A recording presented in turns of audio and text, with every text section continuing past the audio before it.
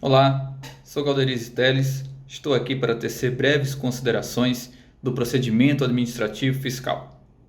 Esse será o tema da aula inaugural do curso de especialização em Direito Tributário do IBET, especialmente para aqueles que estarão cursando o módulo 3 de exigibilidade do crédito tributário.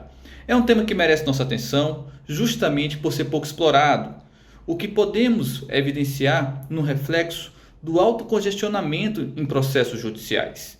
Não temos uma cultura, infelizmente ainda sedimentada no Brasil, de estudar contencioso administrativo, de conhecer o procedimento, o rito, desde o momento em que um evento fenomênico vira um fato jurídico e pode, assim, ser infirmado através de impugnações administrativas. Esse é um semestre diferente. Traz um marco temporal muito significativo. O transcurso de um período de um ano em que tivemos pandemia, em que tivemos desafios e que tivemos necessidade de adequações. Isso, por certo, gera reflexo para todo o sistema jurídico, bem como para o procedimento administrativo fiscal. Foi necessário, de uma maneira muito rápida, adaptações dos tribunais administrativos para retomarem os julgamentos, permitirem o direito de defesa, a produção de provas e a continuidade dessa atividade que é tão essencial para um filtro qualitativo das demandas judiciais.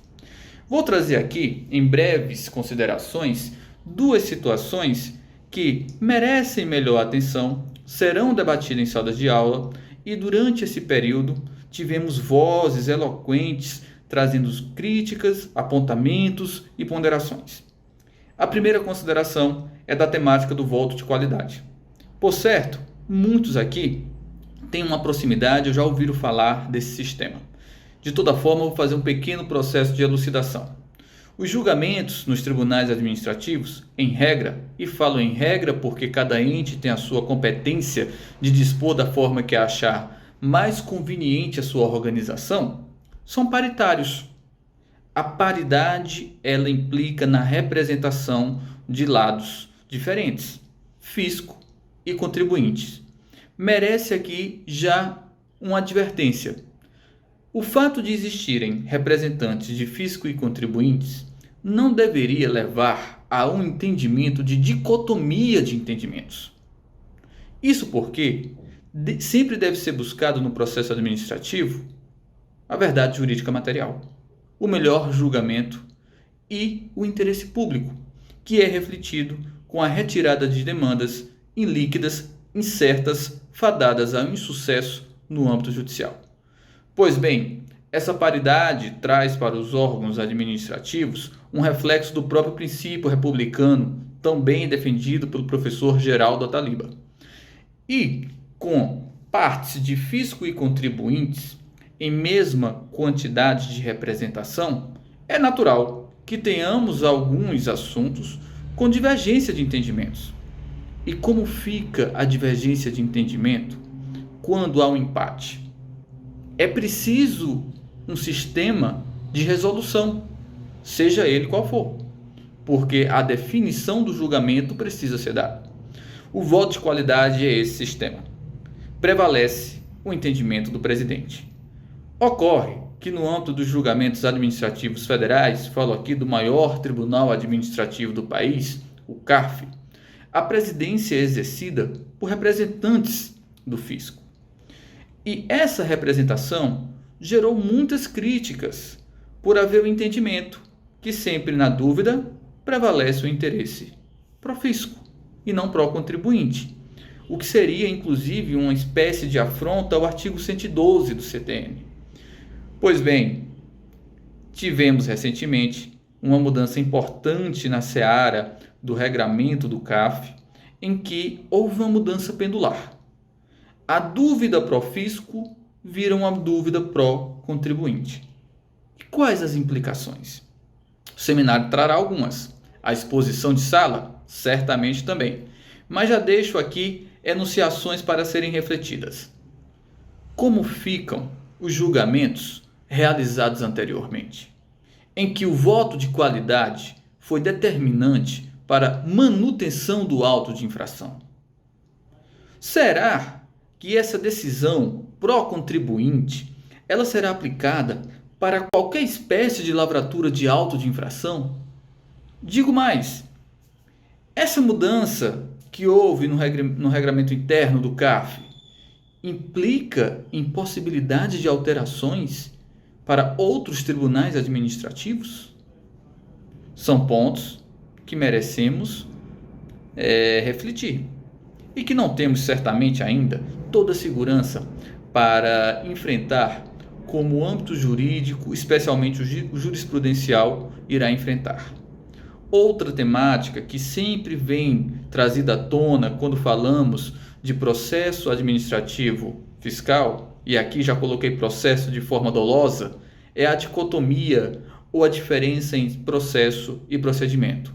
Afinal, estamos diante de uma consequência de atos sem o caráter jurisdicional, ou existe em alguma medida atividade jurisdicional desenvolvida por esses julgadores administrativos? Qual a liberdade que possui um julgador administrativo?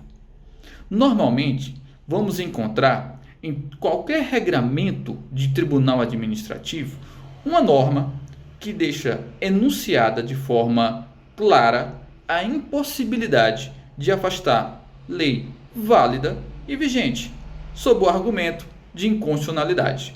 Geralmente, é trazido que no tribunal administrativo se analisa legalidade.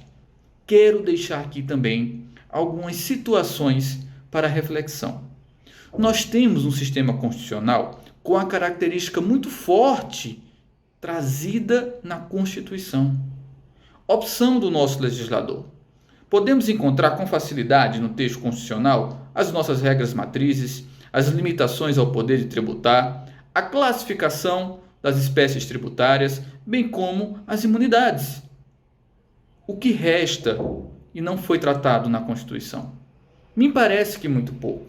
Tão pouco que a dificuldade de uma reforma tributária reside nesse ponto.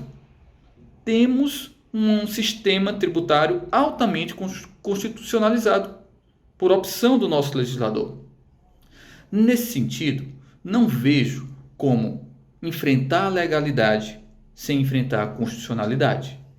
Mas como ficamos diante desses regramentos cogentes para os julgadores administrativos, de impossibilidade de afastamento dessas normas? Será que a atividade administrativa ela é semelhante à atividade do âmbito judicial? E aqui, deixando já um posicionamento, me parece que os âmbitos de alcance de julgamento são diversos. Não haveria sentido termos como âmbitos de alcance o administrativo e o judicial de forma simétrica. O âmbito administrativo existe uma jurisdição delimitada. Trago aqui essa expressão do professor Paulo César Conrado, muito feliz em analisar o tema. Claro que no âmbito administrativo não seria razoável fazermos uma declaração de inconstitucionalidade de normas.